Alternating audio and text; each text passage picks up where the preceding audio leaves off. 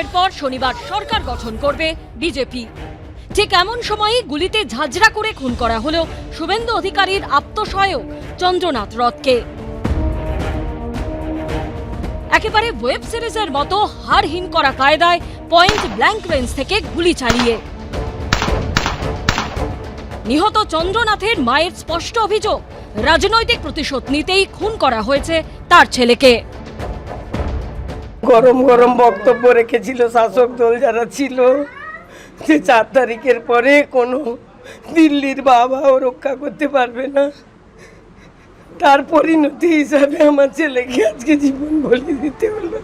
তাকে মারা হয়েছে কেবলমাত্র বিজেপির শুভেন্দু অধিকারীর সহায়ক বলে, আর শুভেন্দু অধিকারী ভবানীপুরে মমতা ব্যানার্জিকে হারিয়েছে বলে। পুলিশ সূত্রে দাবি, শুভেন্দু অধিকারীর আত্মসহায়ক চন্দ্রনাথ রথকে খুন করা হয়েছে একেবারে পরিকল্পনা মাফিক। পুলিশের কাছে পরিষ্কার 2-3 দিন ধরে প্ল্যান করে রেকি করে এই গোটা অপারেশন করা হয়। আততায়ীদের মধ্যে একজন শার্প শুটার ছিল এবং তাকে সম্ভবত বাইরে থেকে আনা হয়েছিল। চন্দ্রনাথ রথ প্রতিদিন একই রাস্তা ধরে মধ্যম গ্রামের বাড়িতে ফেরেন। পুলিশ সূত্রে দাবি, দুষ্কৃতীরা সেই রাস্তাই বেছে নিয়েছিল অপারেশনের জন্য। এলাকার দুটো সিসিটিভিতে দেখা গেছে শুভেন্দু অধিকারীর আত্মসহায়কের স্করপিও গাড়ি আসার প্রায় 6 ঘন্টা আগে সেখানে পৌঁছয় আততায়ীরা।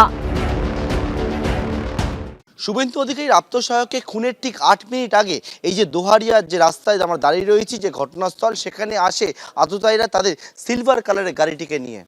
চন্দ্রনাথের গাড়ি আসার মুহূর্তে সরু রাস্তায় আড়াআড়ি ভাবে পথ আটকে দাঁড়ায় আততায়ীদের গাড়ি।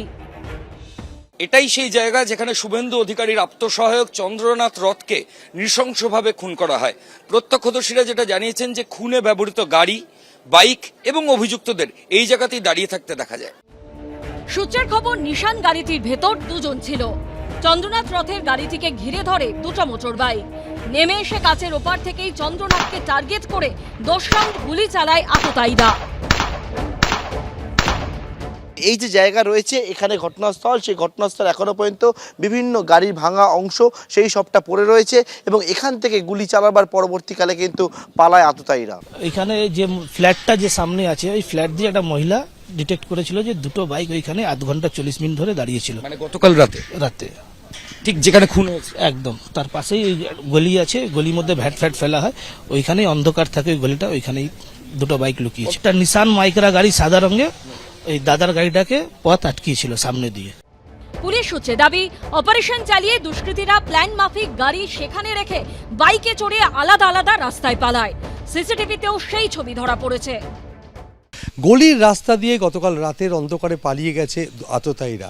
আমরা এই মুহূর্তে রয়েছি দোহারিয়ার কাছেই মেঠোপাড়া এলাকায়। সেখানে দেখা যাচ্ছে যে লাইট পোস্টের সঙ্গে লাগানো যে সিসিটিভি ক্যামেরা, তার মুখই অন্যদিকে ঘোরানো।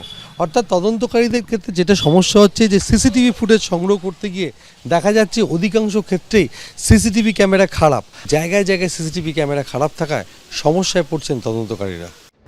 খুনে তদন্তের জন্য রাজ্য পুলিশ ও সিআইডির অফিসারদের নিয়ে বিশেষ টিম তৈরি করা হয়েছে। সমীরণ পাল, ময়ূর ঠাকুর চক্রবর্তী ও পার্থপ্রতিম ঘোষের রিপোর্ট, এবিপি আনন্দ। এবিপি আনন্দ, এগিয়ে থাকে, এগিয়ে রাখে।